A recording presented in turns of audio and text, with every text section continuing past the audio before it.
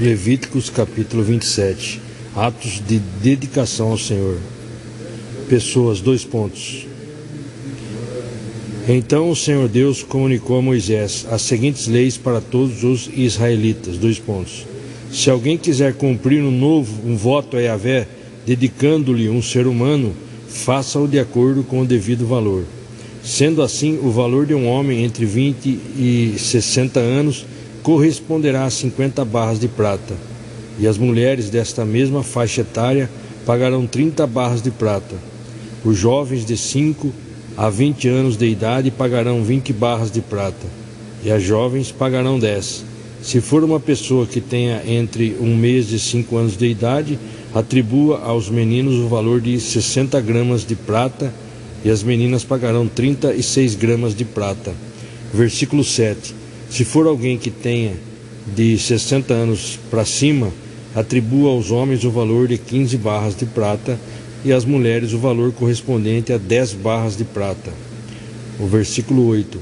Se a pessoa for pobre e não puder pagar a quantia estipulada, ela deverá argumentar com o sacerdote, e ele fará a avaliação, que será conforme as posses da pessoa que fez o voto. Agora, animais, 2 pontos. Versículo 9. Em se tratando de animais, daqueles que se oferecem a Yahvé, todo animal que se oferece ao Senhor será considerado sagrado. Não poderá ser trocado nem substituído, quer seja o bom pelo mal, quer o mal pelo bom. Caso se substituía um animal por outro, tanto o primeiro como o segundo serão santos. Em relação aos animais impuros, que são proibidos como oferta ao Senhor, qualquer que seja será conduzido ao sacerdote, e este fará a devida avaliação do animal, declarando-o bom ou mau, e, de acordo com a avaliação, tal será o seu preço.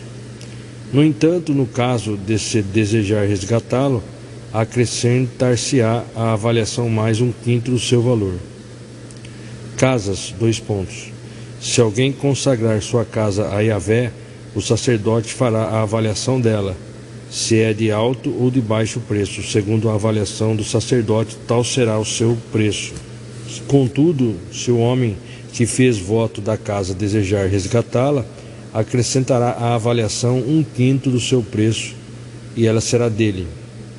Terrenos e lavouras, 2 pontos. Se um homem consagrar a Yahvé parte das terras da sua família, a avaliação dele deverá ser feita de acordo com seu produto na proporção de 600 gramas de prata para cada barril de semente cevada. Se dedicar sua lavoura a Deus no ano do jubileu, permanecerá esta avaliação. Porém, se a consagrar depois do jubileu, o sacerdote calculará o preço da propriedade de acordo com os anos que ainda restam para chegar o seguinte ano da libertação, o jubileu, e o preço avaliado será proporcionalmente reduzido. Se o homem que consagrar a sua terra desejar resgatá-la, terá que acrescentar 1/5 ao preço avaliado, e o terreno voltará a ser seu. Todavia, se não resgatar sua terra, ou se a tiver vendido, seu resgate será proibido. Versículo 21. Quando a terra for liberada no jubileu, será sagrada, dedicada ao Senhor, e se tornará propriedade do sacerdote e sua descendência. Se alguém consagrar a Yahvé um campo que adquiriu, mas que não faz parte do patrimônio de seus familiares, o sacerdote calculará o preço do campo de acordo com o tempo que ainda resta até o ano do jubileu. E aquele que o consagrou pagará a importância no mesmo dia, como propriedade dedicada ao Senhor. Versículo 24.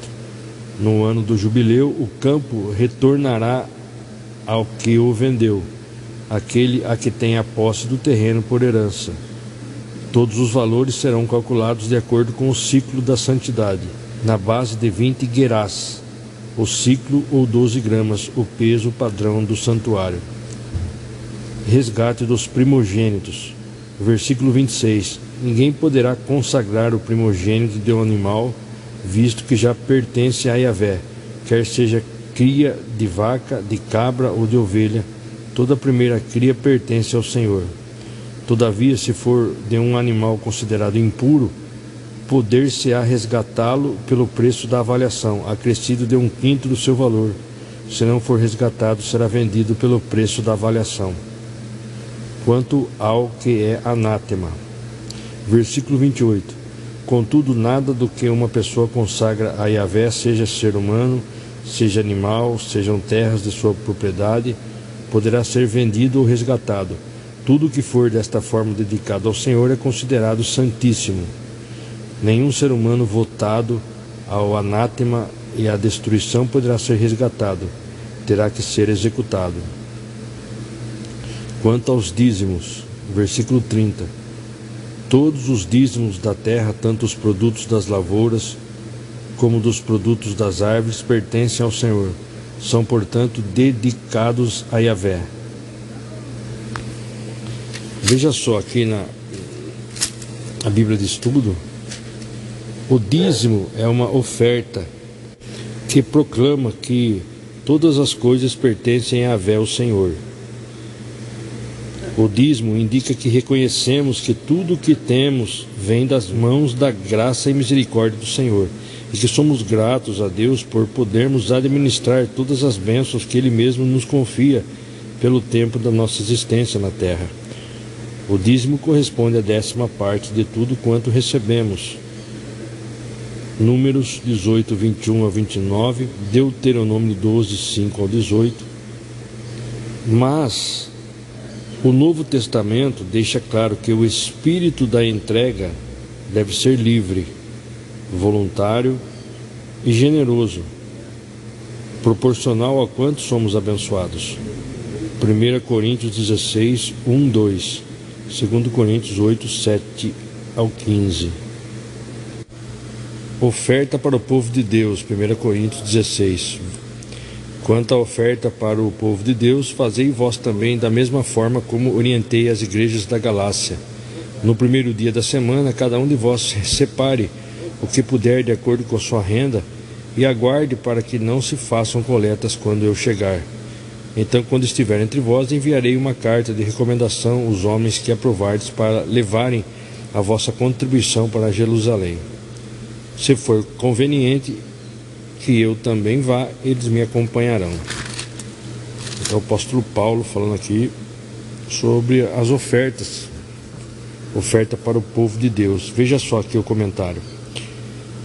Paulo responde a mais uma das questões levantadas pela igreja em Coríntio e organiza uma grande ação de levantamento de recursos envolvendo as igrejas da Galácia e da Macedônia, com o objetivo de socorrer a igreja em Jerusalém, que estava padecendo por causa da forte crise que se abateu sobre Israel por volta do ano 45 depois de Cristo, e devido às constantes perseguições aos crentes, especialmente em Jerusalém.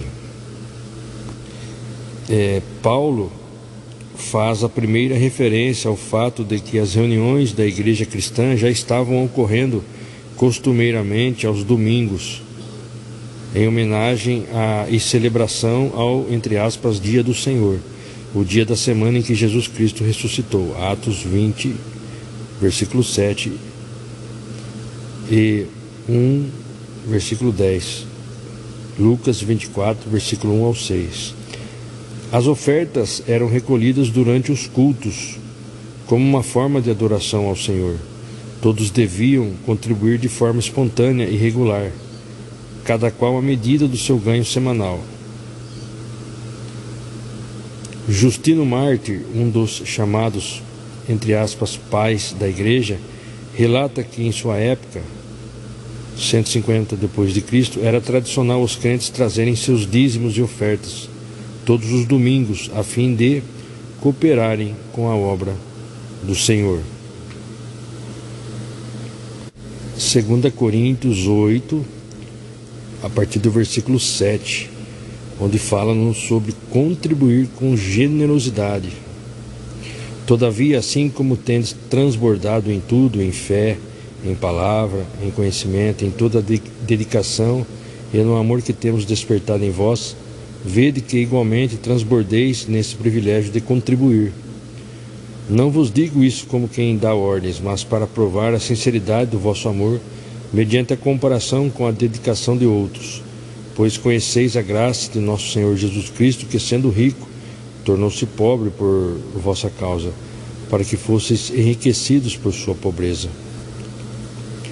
Portanto, esse é meu conselho: convém que façais vossas contribuições, já que desde o ano passado fostes os primeiros não somente a contribuir, mas também a sugerir esse plano de cooperação.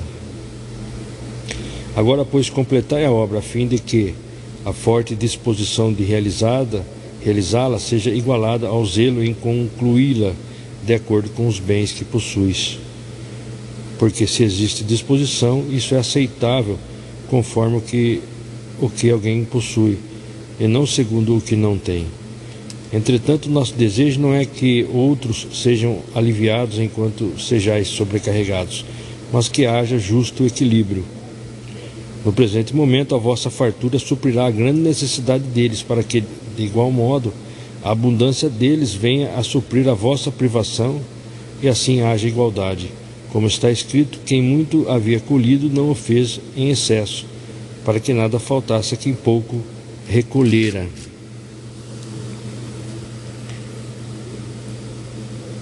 Glória a Deus. Veja só.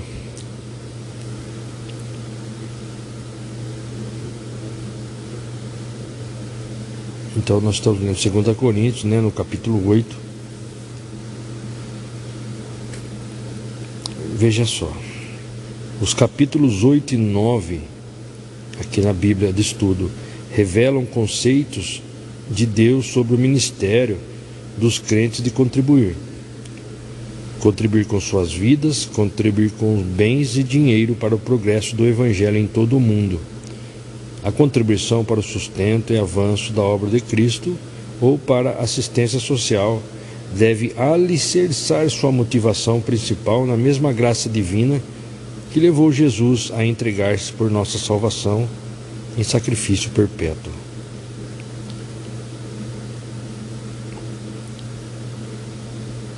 Versículo 9, que está escrito: pois conhecereis a graça de nosso Senhor Jesus Cristo, que sendo rico tornou-se pobre por vossa causa, para que fosseis enriquecidos por sua pobreza. Aí continuando aqui, na Bíblia de Estudo, o comentário número 2.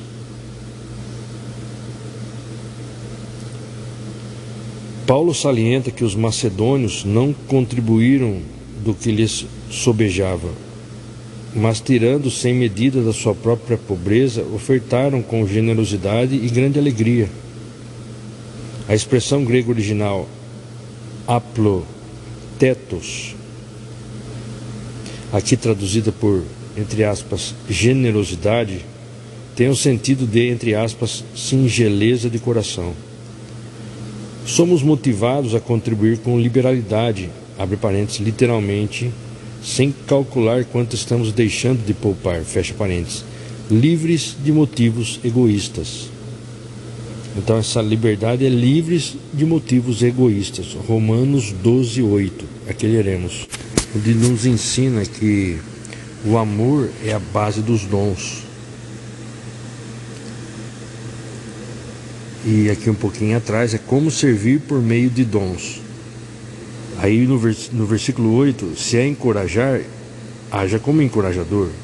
O que contribui, tá vendo? O que contribui, coopere com generosidade. Se é exercer liderança, que administre com zelo.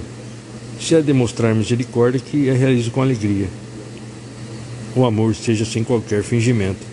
Odiai sim o mal e apegai-vos ao bem.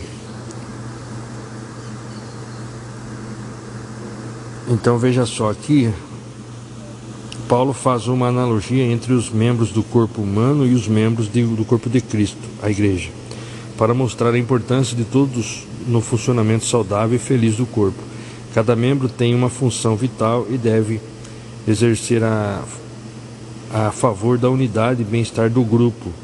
A ênfase recai sobre a unanimidade em meio à diversidade. 1 Coríntios 12:31. Como o poder provém de Deus, não é admissível que um cristão, membro do corpo, tome atitudes desse tipo de superioridade, tome atitudes de orgulho pessoal ou de justiça aos seus próprios olhos. A humildade sincera deve nortear todos os relacionamentos. A humildade sincera deve nortear todos os relacionamentos. Ouvir e refletir antes de falar e agir.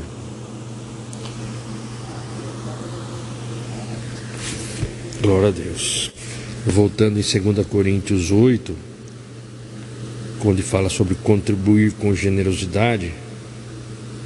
Então eu li, somos motivados a contribuir com liberalidade, literalmente, sem calcular quanto estamos deixando de poupar. Livre de motivos egoístas. Aí nós somos lá em Romanos 12, 8. Livres de motivos egoístas. Aí agora continuando. Quando a graça do Senhor inunda a vida do crente, sua contribuição não somente é teocêntrica, ou seja, dirigida pelo Espírito Santo, tem como centro Deus, e é dirigido pelo Espírito Santo, espontânea e generosa, como também será espontânea e generosa, como também realizada com muita alegria interior, uma alegria de estar obedecendo ao Senhor. Portanto, não é necessário que os crentes pressionem ou sejam pressionados a cooperar. Então não é necessário ficar pedindo, como muitas igrejas fazem, os pastores neopentecostais, pentecostais também, que ficam só pedindo dinheiro, pedindo dízimo, pedindo oferta. Não é isso que a palavra de Deus nos ensina, não é isso. A motivação é com liberalidade. A motivação é teocêntrica, É uma contribuição dirigida pelo Espírito Santo, com espontaneidade, com generosidade, com alegria, com muita alegria interior. Portanto, então não é necessário que, entre aspas, os pastores pressionem ou sejam pressionados para cooperar. Daí fala que o testemunho de Paulo e de outros irmãos serviam de grande testemunho e motivação. Continuando aqui na anotação número 4, antes da motivação para contribuição material e financeira com o ministério da igreja, o crente é impulsionado pelo Espírito Santo a doar sua vida a Jesus, seu Salvador e Senhor.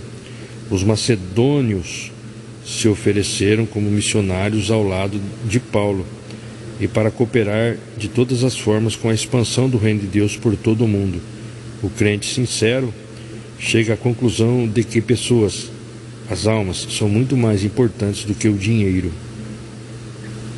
Então aqui é a motivação para contribuição material, financeira com o ministério da igreja, Antes dessa motivação, nós crentes devemos e deixarmos sermos impulsionados pelo Espírito Santo a doar totalmente a nossa vida, 100%, ao Senhor Jesus. Porque as pessoas, é lógico, as almas são muitíssimo mais importantes do que o dinheiro. Então, a coleta das ofertas havia começado entre os coríntios sob a orientação de Tito, há cerca de 1 ano atrás. Entretanto, pelos problemas surgidos na igreja, tal plano de ação havia perdido o interesse geral. O apóstolo Paulo, então, está enviando Tito de volta à igreja em Corinto, levando consigo essa carta de encorajamento. Aí veja só. Aí nós lemos aqui no versículo 9, eu vou repetir: pois conheceis a graça de nosso Senhor Jesus Cristo, que, sendo rico, tornou-se pobre por vossa causa, para que fosseis enriquecidos por sua pobreza. Aí está aqui, na anotação número 6 da Bíblia de Estudo, aqui no rodapé: Deus Filho, em sua encarnação e morte expiatória na cruz do Calvário, no lugar de todo crente, esvaziou-se de toda a sua glória e riqueza absoluta. Esvaziou-se da sua glória e riqueza absoluta, para que, por meio da sua pobreza, nós pudéssemos ser enriquecidos. Enriquecido pelo Espírito Santo, enriquecido pela graça de Deus. Glória a Deus. Esse é o grande incentivo e motivação a todo a toda generosidade cristã sobre a terra até o glorioso retorno do Senhor. Continuando aqui, versículo 10 de 2 Coríntios 8. Portanto, isso é meu conselho. Convém que façais vossas contribuições, para que desde o ano passado fostes os primeiros não somente a contribuir, mas também a sugerir este plano de cooperação. Agora, pois, completai a obra, a fim de que a forte disposição de realizá-la seja igualada ao zelo em concluí-la, de acordo com os bens que possuis. Porque se existe disposição, isso é aceitável conforme o que alguém possui, e não segundo o que não tem. Aí o comentário aqui, número 7. Ao contribuir, o mais importante é a sinceridade. Sinceridade e a boa vontade, independente do valor monetário da oferta. Eu repito, a contribuição, o mais importante são duas coisas: sinceridade e boa vontade, independente do valor. Nosso exemplo mais notável é o da viúva pobre, observado por Jesus em Marcos 12, 41 a 44, a oferta da viúva pobre. O método de arrecadação usado em Corinto tinha sido proposto pelo próprio apóstolo em sua primeira carta, 1 Coríntios 16, 1 e 2.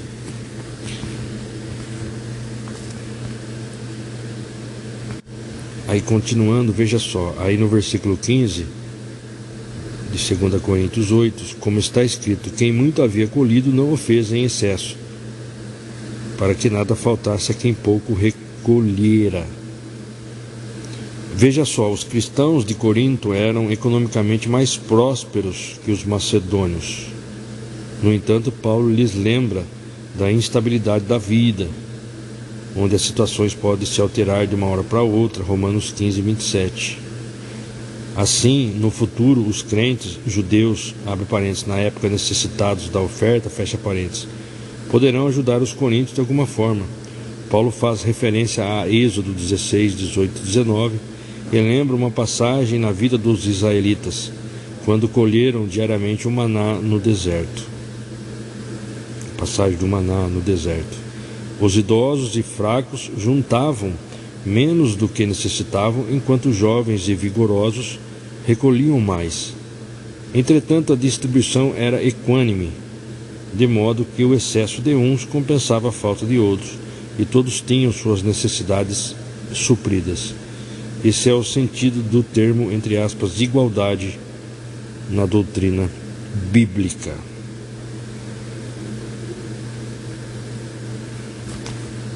Aí continua falando aqui sobre o zelo na coleta das ofertas, versículo 16. Agradecemos a Deus por ter colocado no coração de Tito a mesma dedicação por vós, pois Tito não apenas aceitou a nossa solicitação, mas já partiu para vos visitar com muito entusiasmo e por iniciativa própria. E juntamente com eles estamos enviando o irmão que é recomendado por todas as igrejas por seu serviço no Evangelho. E não apenas por esse motivo, mas ele também foi escolhido pelas igrejas para ser nosso companheiro de viagem, enquanto ministramos essa graça para a glória do Senhor e para demonstrar nossa boa vontade.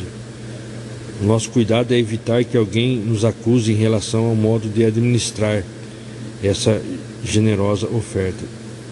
Olha só, o nosso cuidado é evitar que alguém nos acuse em relação ao modo de administrar essa generosa oferta. Versículo 21. Pois estamos empregando todo o zelo necessário para fazer o que é correto, não somente aos olhos do Senhor, mas também perante os olhos dos homens. Além de tudo, estamos enviando com eles o nosso irmão, que muitas vezes e de várias maneiras já nos provou ser zeloso e agora ainda mais dedicado por causa da grande confiança que ele tem em vós. Quanto a Tito, ele é meu companheiro e cooperador para convosco. Quanto a nossos irmãos, eles são apóstolos das igrejas e glória para Cristo. Veja só aqui,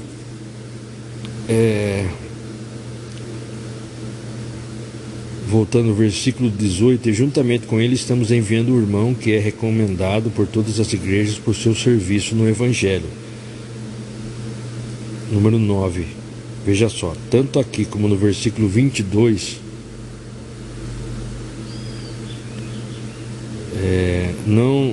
Não se é possível precisar quem é o irmão, citado por Paulo. Tudo indica que sejam Lucas e Tíquico. Atos 24, Efésios 6, 21, Colossenses 4, 7. De qualquer maneira, homens de Deus, bem conhecidos por sua fidelidade ao ministério. Aí, continuando, é muito importante que o servo do Senhor seja avaliado não somente por Deus, que tudo contempla, mas pelo povo da igreja, sobre a maneira bíblica correta, ética e honesta com que vive e administra a obra de Cristo. Aí, continuando aqui, Paulo usa o termo original grego apóstolos no sentido técnico e missionário do Novo Testamento, isto é, entre aspas, mensageiro, Filipenses 2:25. Quando ele fala que quanto a Tito, ele é meu companheiro e cooperador para convosco, quanto a nossos irmãos, eles são apóstolos das igrejas e glória para Cristo. Portanto, diante das demais igrejas, manifestei a esses irmãos a prova do amor que tendes e a razão do orgulho que temos de vós. Apóstolo das igrejas de glória para Cristo, que está aqui no versículo 23. Então, esse termo grego apóstolo tem o sentido de mensageiro. São representantes legais da igreja, oficialmente eleitos pelos cristãos por sua fidelidade indiscutível ao Senhor, para servirem ao povo como delegados eclesiais. Poucos irmãos podem ser escolhidos como apóstolos, mas todo crente pode refletir a glória de Cristo em sua vida. Essa Bíblia está falando sobre isso, né? Dá a impressão que pode ter apóstolo hoje, mas não é, o nome não é apóstolo. Os apóstolos foram os escolhidos ali por Jesus.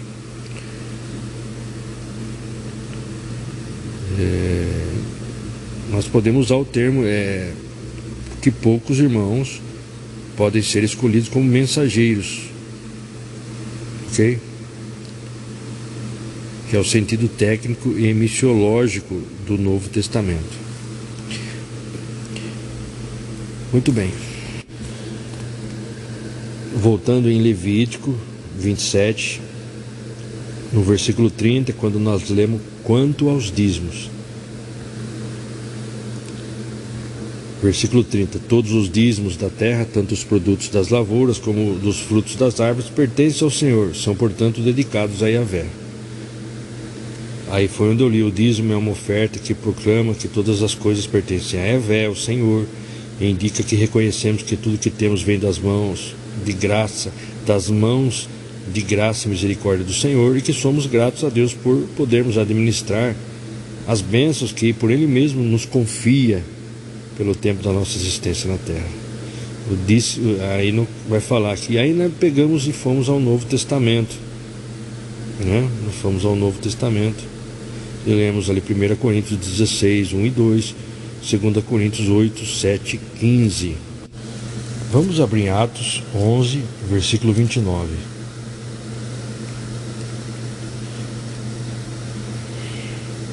Então os discípulos, cada um segundo as suas possibilidades, resolveram providenciar ajuda para os irmãos que viviam na Judéia.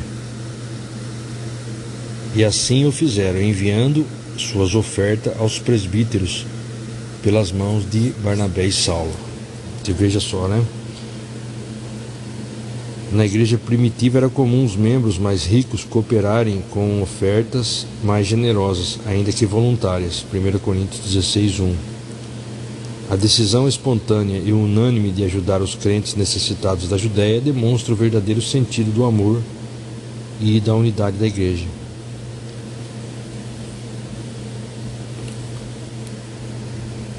Aí continuando, aqui aparece a primeira referência aos presbíteros da igreja, literalmente no original grego, anciãos.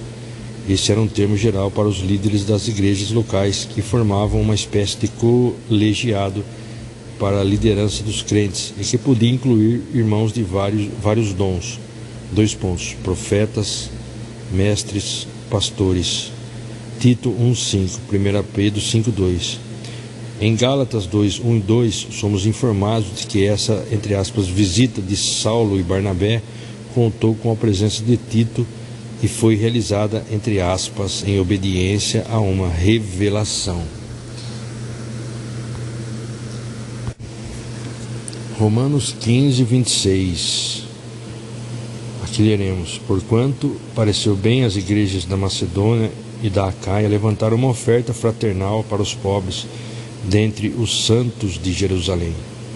Tiveram grande alegria nessa assistência, e de fato são devedores aos santos de Jerusalém, pois se os gentios participaram das bênçãos espirituais dos judeus, devem igualmente servir aos judeus com seus bens materiais.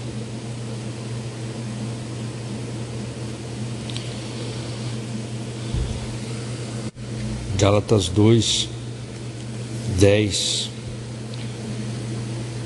Está escrito: e nos recomendaram apenas que não nos esquecêssemos dos pobres, o que também tenho me esforçado por fazer.